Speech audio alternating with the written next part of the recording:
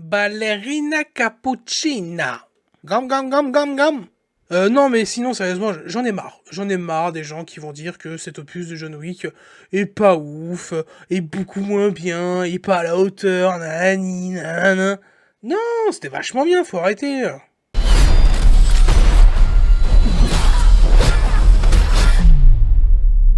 Tu as déjà commencé, apparemment.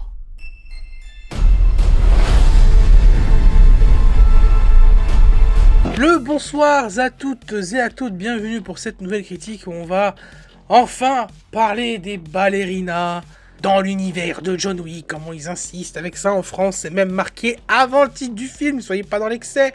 J'arrive du coup à l'entrée du cinéma de l'univers de John Wick, deux petits points, bon on voit pas le nom du film, normal c'est tellement long, les frères mettez ballerina et après vous mettez de l'univers John Wick, pourquoi ah bref, de la merde. C'est normal, il faut faire venir du monde, il faut comprendre que c'est dans l'univers de John Wick. Ceux qui auraient pas vu les bandes annonces ou je sais pas qui, je sais pas quoi. Personnellement, c'est un film que j'attendais beaucoup. Je sais pas si j'irai jusqu'à dire qu'il était quand même dans mon top 3 des attentes de l'année, mais pas si loin, pour seulement deux facteurs. Bah, John Wick, voilà, et Ana de Armas, voilà, c'est... Pourquoi j'en dirais plus? Il fait chaud, hein. Et donc du coup, ce ballerina, il se situe entre John Wick 3 et John Wick 4. Ça raconte quoi? C'est l'histoire de Eve Macaro, une danseuse de ballet, est initiée aux traditions d'assassins des Ruska Roma. J'arrive pas à faire l'accent russe, donc je vais dire Ruska Roma, vous m'excuserez. Et entreprend de se venger pour ceux qui sont responsables de la mort de son padre. Alors ce film, il a été tourné il y a longtemps, il faut le savoir, il a été tourné... il y a 3 ans, je crois. Et c'était réalisé par Len Wiseman, je crois qu'on le dit comme ça. Pour ceux qui connaissent, c'est celui qui avait fait la saga Underworld.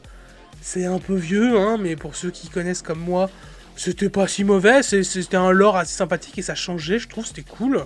Mais après, il a fait Die Hard 4, qui était pas si incroyable, et il avait fait aussi Total Recall avec Colin Farrell, le remake, où les critiques ont pas été tendres avec le film, mais moi j'avais plutôt bien aimé, enfin...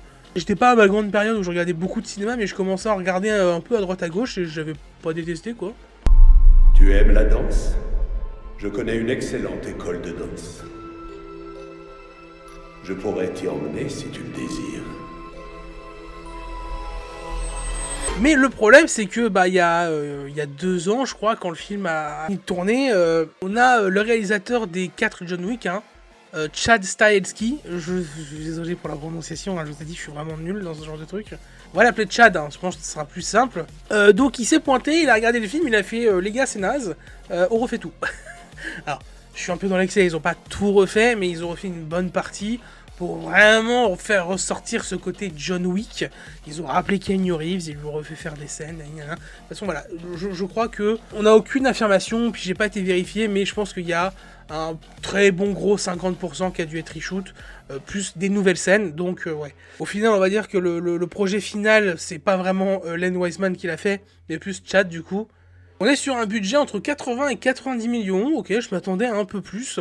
Le film est sorti ce dernier 4 juin 2025, je l'ai vu une semaine après sa sortie du coup. Je vais expliquer pourquoi dans la dernière vidéo. Et c'est donc du coup évidemment, comme je le dis, avec Ana de Armas, avec Keanu Reeves, c'est aussi avec Ian McShane qu'on retrouve, celui qui interprète Winston. Avec Angelica Houston, qui était la directrice des Rosca Roma. On y retrouve cette fois-ci Norman Reedus, Daryl évidemment. Alors on y retrouve aussi Lance Reddick, vous savez c'est le gars de l'accueil du coup du Continental. Alors lui il est mort il y a 2 ans, c'était une triste nouvelle. Mais vu que le film a été tourné il y a 2-3 ans, je sais des scènes qu'ils avaient déjà fait avec lui. Donc c'est normal de le revoir ici du coup. Et c'est déjà pas mal. Arrêtez l'assassin. Vous devez devenir l'assassin. Vous serez toujours plus faible. Vous serez toujours plus petit. Et donc du coup, grosso merdo, Ballerina, moi j'ai bien kiffé, hein. C'était pas mal, c'était vraiment bien. On reste vraiment dans cette vibe du coup de l'univers John Wick, hein, et je pense que c'est pour ça que Chad est revenu pour faire un peu tout ça, parce que de base, de ce que j'ai compris, le studio Lionsgate avait du coup un film d'action du style Ballerina, et ils se sont dit pourquoi pas faire un truc avec John Wick. Ils ont fait le truc avec le premier réel, comme je te dis, ça n'a pas été, et après on est vraiment parti dans du John Wick. Alors, de ce que je vois, il y a les pros de la critique qui se la ramènent tout le temps en disant que voilà, c'est trop poussé le côté John Wick, on veut trop mettre en avant que c'est du John Wick, nanani, nanana, que c'est jamais aussi bien que John Wick, que les scènes d'action ne sont pas aussi bien filmées que dans les John Wick, et blablabli, et blablabla, et c'est pour ça que j'en ai marre en fait. J'en ai marre que les gens se plaignent de ce genre de trucs. Alors je vois que au final le film est assez bien noté dans l'ensemble, hein. Je vois qu'il est noté toujours environ au moins 3,5 en moyenne, donc c'est vraiment cool, sur 5 hein, comme d'habitude, que ce soit sur Letterboxd ou sur Allociné et autres. Et on a toujours la presse ou les pros qui mettent 2,5. Si vous voulez gagner, improvisez, adaptez-vous. Trichez. Voilà, moi ça me saoule un peu parce que je le dis souvent, hein, je me qualifierais de entre la critique et le grand public, et en fait voilà, j'espère que ça changera jamais. J'espère que je resterai toujours pile entre deux. Je suis la Suisse en fait. Parce que j'en ai marre de tous ces petits cons qui disent que le cinéma est trop cher, qu'une fois qu'ils sont dans la salle, ça bouffe son popcorn comme je sais pas quoi, ça parle comme s'ils étaient dans leur salon. J'en ai marre de ces gens-là, mais j'en ai aussi marre de ces gens-là, de la critique pro, qui sont tout le temps en train de dire de la merde sur ces films-là, parce que les gars, oui vous voyez peut-être un film par jour, je suis dans l'excès. Et vous le voyez aussi, des films de merde, il en sort des pataquès tout le temps. Et il y en a plein, et moi aussi je les vois ces films de merde. Hein. On en a eu cette année, hein, Le Jardinier, tout ça là. Et encore, je vois que là en ce moment, il y en a plein d'autres qui sont nuls, mais j'ai même pas envie d'aller voir, je préfère aller voir des films comme ça. Et justement qu'on ait ce genre de films là, qui donc pour eux sont juste moyens, bah non, c'est bien en fait, ça fait plaisir, il y a plein de films de merde.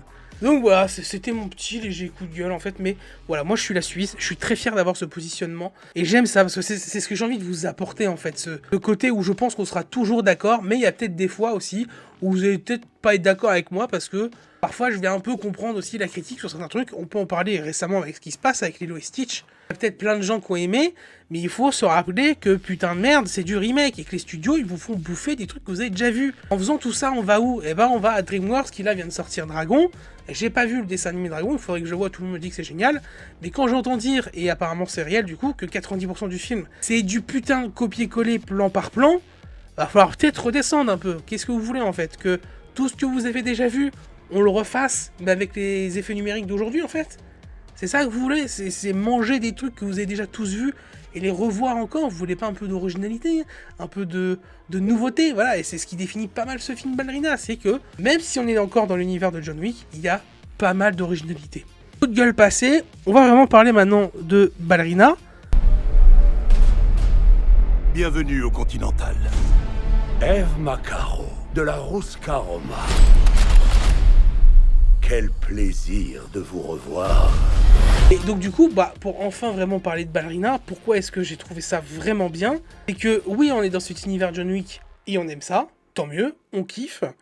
Je trouve que Ana de Armas dans ce rôle, elle est très très bien. Au niveau de son personnage et de ce qu'ils vont lui faire tout le long du film, c'est assez classique. Hein. C'est du je vais me venger, je sais pas trop où je vais tout droit, mais on verra où ça mène. Donc voilà, ça manque des fois évidemment un peu de cohérence et un peu de développement en termes de trame scénaristique pour savoir vraiment où est-ce qu'on va. On découvre un peu au fur et à mesure avec le personnage où est-ce qu'on va aller, et parfois ouais c'est un peu bancal ou c'est juste parfois pas très bien expliqué et c'est un peu osef. Mais ce qui est vraiment important dans ce Ballerina, c'est les scènes d'action. On a quelques scènes d'action qui sont très originales, on voit vraiment qu'elles ont été travaillées, ou certaines scènes d'action ont des thèmes. On a la scène d'action avec de la grenade où ça explose de partout, on a de la scène d'action avec des lance-flammes, on a de la scène d'action avec du katana, on a de la scène d'action avec plein d'objets utilisés un peu à droite à gauche, évidemment avec du gunfight, évidemment aussi avec des plus grosses armes. Et ce qui est aussi très très puissant je trouve dans ce John Wick, c'est le son. Le son qui est utilisé est incroyable. Tu pourrais ne pas voir ce film, fermer les yeux, tu pourrais reconnaître quelles armes ils utilisent. T'entends clairement quand c'est un son de pistolet, t'entends clairement quand c'est un son d'un fusil d'assaut, t'entends clairement quand c'est le son d'autres trucs. L'intensité qu'il y a dans les coups, que ça soit les tirs de différentes armes, tu les ressens, tu les entends, tu les sens bien. Et même que ça soit aussi des coups au corps à corps. La puissance qui est donnée dans tout ça, les chocs qui sont faits, tu les ressens vraiment. Alors peut-être que ma salle est aussi bien équipée, ça doit peut-être jouer. Et j'ai trouvé ça hyper impressionnant. Oh puis oui, il y a une salle aussi qui a un fusil à pompe, c'est trop stylé. Alors je me souviens que dans John Wick, on avait déjà cette intensité et cette puissance des coups. Mais là, je l'ai vraiment ressenti ici. Alors peut-être parce que ça fait 2 ans du coup qu'on n'a pas eu de John Wick. J'ai peut-être un peu oublié, mais là on l'entend et on le ressent vraiment beaucoup. Les musiques dans l'ensemble, ça vaut pas les John Wick qu'on a eu avant où il y a quand même quelques musiques, quelques BO qui sont indémodables et qui font aussi un peu le lore de ces John Wick. Là, on retrouve un peu ce qu'on y met un peu classique dans cet univers, mais je trouve que c'est pas non plus en mode putain vite, je vais me jeter sur la BO, tu vois. Mais pour ça, voilà, c'était très très cool. Et... Tu sais pas dans quoi tu mets les pieds.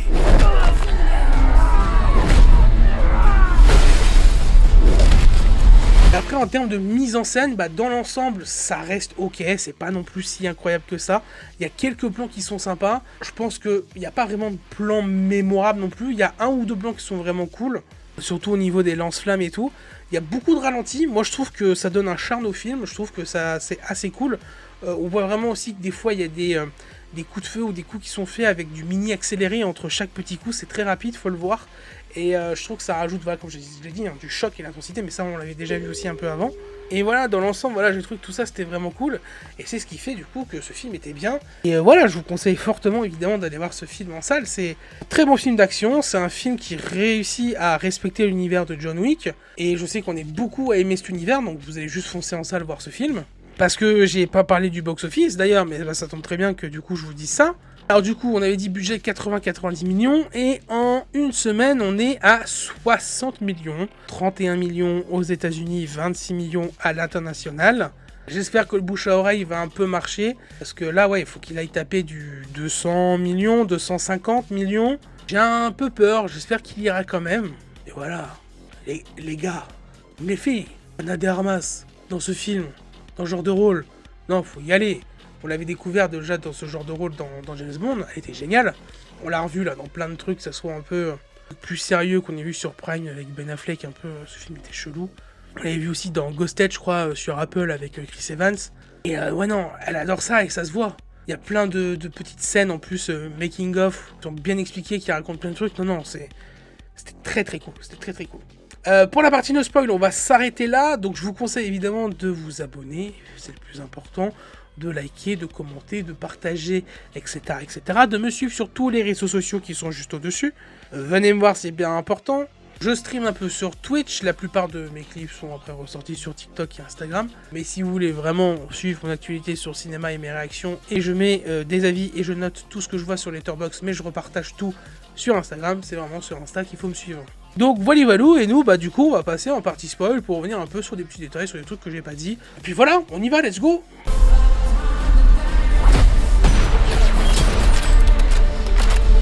Ils ont tué mon père.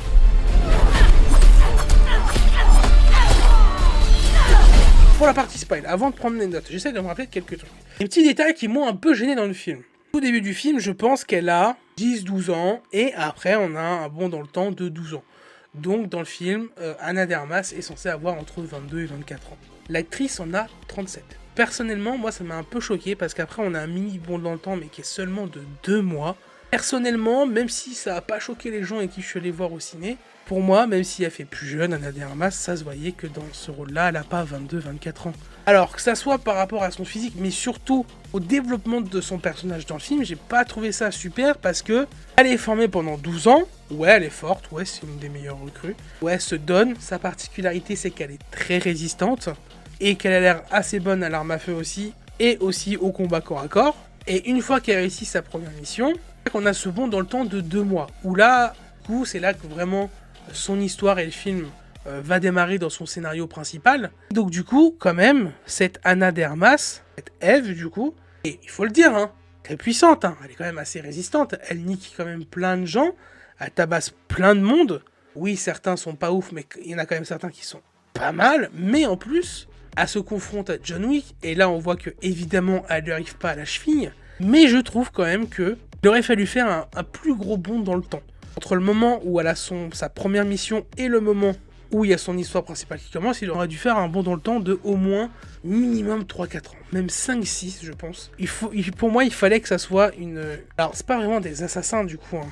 Les Ruskaroma là, c'est des gens qui protègent leur cible. Quand on voit au final comment elle défonce plein de gens après, qu'elle ait que 12 ans de formation et 2 mois d'expérience, je trouve que c'est un peu gros quand même. Alors vous allez me dire je chipote hein, sur des détails dans un film de l'univers John Wick, hein. Mais voilà, moi ça m'a pas semblé logique en fait. Voilà, c'est un des seuls trucs qui m'a un peu gêné, dérangé dans le film, c'est ce truc là, parce qu'elle est quand même vendue très très forte cette ballerina, alors qu'au final elle a pas fait grand chose. Et Ça ne sera fini que lorsqu'ils seront tous morts. Le destin nous rend humbles. On voit bien dès sa première mission, hein, elle a du mal dans sa première mission, elle est en 1v4 et elle a beaucoup de mal. Et je trouve ça hyper intéressant justement de voir qu'elle a du mal dans sa première mission et qu'elle s'en sort très bien. J'ai beaucoup aimé cette première scène. Alors oui, on a la première scène d'action qui se passe avec son père, mais je trouve que celle-ci elle est un peu anecdotique, ça sert juste pour le scénar. La première vraie scène d'action, c'est celle qui est en boîte de nuit, où on est vraiment sur du John Wick là. On retrouve vraiment ce côté John Wick qu'on avait avant. Sauf que là, c'est avec elle. Et du coup, j'ai vraiment beaucoup aimé cette scène, où on sent que elle va être née et faite pour ça. Mais après, elle est quand même très forte. Parce que, alors oui, après, une des plus grosses scènes d'action qu'on a par la suite, c'est aussi celle qui se passe dans l'armurerie, avec les grenades. Non mais la puissance de ces scènes, le coup des grenades, comment elle ressent. Alors oui, des fois, c'est un peu too much et tout. Mais des trucs grave stylés, où genre... elle fout un mec derrière une porte blindée, ça explose et du coup ça crée un autre passage dans une pièce d'un autre côté. Quand elle explose le gars à travers la table et elle est en dessous et tout, plein de trucs comme ça. J'ai trouvé que c'était assez original comme scène avec les grenades, je trouvais ça vachement cool. Quand elle arrive dans ce village, voilà, où tu dis que tous ces villageois veulent la tuer, mais tous, bon, sauf les gamins, mais encore même les gamins, on voit, ils sont là, ils lui tirent dessus comme ça, là, en mode pistolet. C'est trop drôle de voir que ça soit, voilà, la barman, là, la restauratrice là, qui est là avec son couteau, qui essaie de la tuer, ou elle se tape dessus des assiettes, c'est grave drôle, que ce soit le flic, que ce soit les parents de certains gosses, que ce soit tout le village qui essaie de la tuer, c'est quand même grave stylé. Qu'elle arrive à décimer quand même une bonne partie de ce village, et qu'on arrive après à cette scène du lance-flamme. Alors, pour certains, ça va être too much, parce que c'est une scène qui dure longtemps, mais pareil les gars, c'est hyper original. Déjà, j'ai trouvé que c'était assez bien filmé dans l'ensemble, et on voit quand même que il y a très peu d'effets spéciaux de CGI, hein. C'est souvent réel, on voit, hein, c'est avec beaucoup de cascadeurs, on voit vraiment que c'est bien foutu dans ce sens-là, hein. De toute façon, voilà, ça a été repris par Chad, qui est lui un putain de cascadeur de fou, et c'est pour ça qu'il a décidé de faire des films John Wick, et ça se voit, hein, du coup, quand on voit les John Wick, c'est des vrais cascadeurs qui font les trucs et tout, ça se voit, hein. Même John Wick l'a dit, hein, il essaie de faire le maximum possible de ses cascades, et c'est pareil pour Arnett et Arma, ça fait le plus possible aussi. Ouais, non, franchement, trop cool, voilà, il y a des plans qui sont sympas, on voit que les deux lanciers à un moment tournent, et se mettent scène où il y a de l'eau contre le feu et tout, elle est grave intense et tout. Non, franchement, c'était grave cool. Alors, quand John Wick arrive à ce moment-là dans ce village et tout, oui, là, voilà, on sent que c'est vraiment pour... On est même plus au stade du clin d'œil, là, c'est même plus du fan service, c'est vraiment... c'est gratos, quoi, surtout que je crois qu'en plus, dans ce moment-là, entre le 3 et le 4, je crois qu'il est pas dans un très bon état, donc... Bon, pour le scénar, c'est cool, évidemment, mais après, si on doit suivre la timeline originale des films, je pense que c'est pas hyper logique. Et ça, c'est peut-être un peu dommage, et encore, je suis pas très sûr de ce que je dis, je me souviens même plus. Mais voilà, le fait qu'il soit là, voilà, qu'au bout d'un moment, il aide un peu Ballerina, et que du coup ils se battent un peu et qu'on voit qu'elle arrive à rien contre lui, c'est très compliqué, qu'il lui laisse un peu de temps et qu'il va même carrément au final un peu l'aider, et que quand les villageois essayent de confronter John Wick, même eux on les entend dire non mais les frères c'est Baba Yaga, c'est John Wick, on peut rien faire contre lui. Il y en a un qui lâche, ouais t'inquiète il est tout seul, bam, en 3 secondes il y en a 3 qui sont morts, c'était hilarant. Ouais, il y a pas mal, un peu d'humour aussi dans les scènes d'action, l'humour classique qu'on peut retrouver un peu dans les John Wick, c'était assez sympa.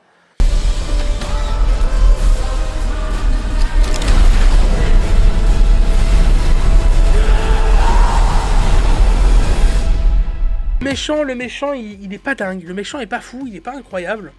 On sent vraiment que le côté le plus sympathique, c'est ce côté secte hein, qu'ils ont tous dans ce village en fait. Ça sert aussi parfois à pas mal d'excuses pour certaines intrigues, voilà, que ce soit avec Norman Reedus, avec son enfant, ou avec d'autres trucs. Parfois c'est avec sa sœur aussi, la relation qui est sa sœur et tout. Tout ça, c'est anecdotique, on s'en fout un peu. C'est peut-être à ce moment-là qu'on peut voir que le film principal, c'était quand même cette histoire de vengeance de Ana de Armas, avec cette secte, avec sa sœur, avec le fait qu'elle est d'originaire de cette ville-là, que son père au final avait voulu s'enfuir avec elle pour lui donner une nouvelle vie, comme le fait au final Norman Reedus avec sa fille. Je me demande même peut-être si sa fille c'est pas la fille de la sœur de Ana de Armas. C'est une très grosse supposition, hein. Je suis pas du tout sûr de ce que je dis, hein, même pas du tout. Mais voilà, tout ça, on sent que c'est le film originel et que il y a eu tous ces trucs de reshoot, de machin avec Chad, où on a essayé de remélanger un peu tout ça, donc du coup, les trucs qui ont été faits au début, on voit que ça a été un peu balayé, essayer de faire plus de John Wick, quoi. Au niveau de la mise en scène, moi je l'ai dit, c'est pas aussi stylé que les premiers John Wick. Alors, ça reste très digeste, ça c'est un truc que j'ai beaucoup aimé dans le film quand même, contrairement à plein de films d'action qu'on a ces derniers temps, les films où c'est tout le temps surcuté, plein de cuts partout à droite à gauche. Là, ça reste très digeste, il y a pas énormément de cuts, il y a des mini plans séquences, entre guillemets, on va dire. Alors oui, même si ça reste juste bien filmé, voilà, il n'y a pas non plus de plan iconique, il n'y a pas non plus de grands plans grave stylés, voilà, c'est pas non plus oufissime. Même au niveau des couleurs et tout, je trouve que hormis la scène de boîte de nuit, le reste du temps, on se souvient que les films John Wick, c'est aussi très très beau, c'est aussi un peu de ça, la photo est vraiment jolie, je trouve que là, la photo de Ballerina est pas forcément aussi incroyable que les 4 précédents opus, même si par contre, voilà, un des gros points positifs, c'est que la direction artistique est très sympa, que ce soit tous les costumes et tout, mais surtout les décors, tout est très beau, tout aussi qu'il y a évidemment quelques scènes qui sont tournées en studio parce que voilà, faut casser des trucs, faut faire des trucs et tout. Mais ouais, non, dans l'ensemble, il y a une très très bonne DA. Et ouais, le son est dingue, je vous l'ai dit tout à l'heure, mais le son est fou. Moi, les coups de feu, limite, je les ressentais quoi. Franchement, les coups de feu, ils sont intenses, ils sont bien. C'est un peu gore comme film aussi. Il y a 2-3 scènes de satisfaction quand même. Hein. On voyait que des personnes qui étaient à côté de moi, il y en avait certaines qui se cachaient un peu les yeux, qui étaient un peu comme ça. Hein. Et il y en a d'autres, on était oh, grave stylé, trop cool encore. Donc ouais, non, ça c'était pas mal aussi. Et puis voilà, je pense que j'ai fait un peu le tour. Je vais vérifier mes notes comme d'habitude, voir si j'ai pas oublié quelque chose. Ouais, j'ai noté que le début était un peu rapide au niveau de leur formation et tout. C'est assez répétitif et ça manque un peu d'originalité. Bon là je chipote un peu, ouais ça manque un peu d'histoire et de dialogue quand même. Ce film c'est beaucoup d'action pour l'action comme je l'ai dit. C'est vraiment un Ade Armas qui fonce tout droit tête baissée pour essayer de venger son père mais sans trop y connaître quelque chose en fait. Ouais, ce que je disais là, je vais tout droit pour avoir des réponses sans indice, sans rien mais pas grave, on verra où ça nous mène. Et puis j'ai noté le lance-flamme. Ils en font des caisses avec le lance-flamme. Mais c'est génial, voilà. Ok, bah écoutez, je pense qu'on a fait le tour, donc c'est quand même un film que j'attendais pas mal. Hein. Je pense qu'il y a plein de bons films qu'on attend tous un peu cette année, il y en a encore pas mal d'autres qui vont sortir. Voilà, je pense que comme beaucoup, ayant énormément apprécié les films John Wick, j'attendais vraiment ce Ballerina.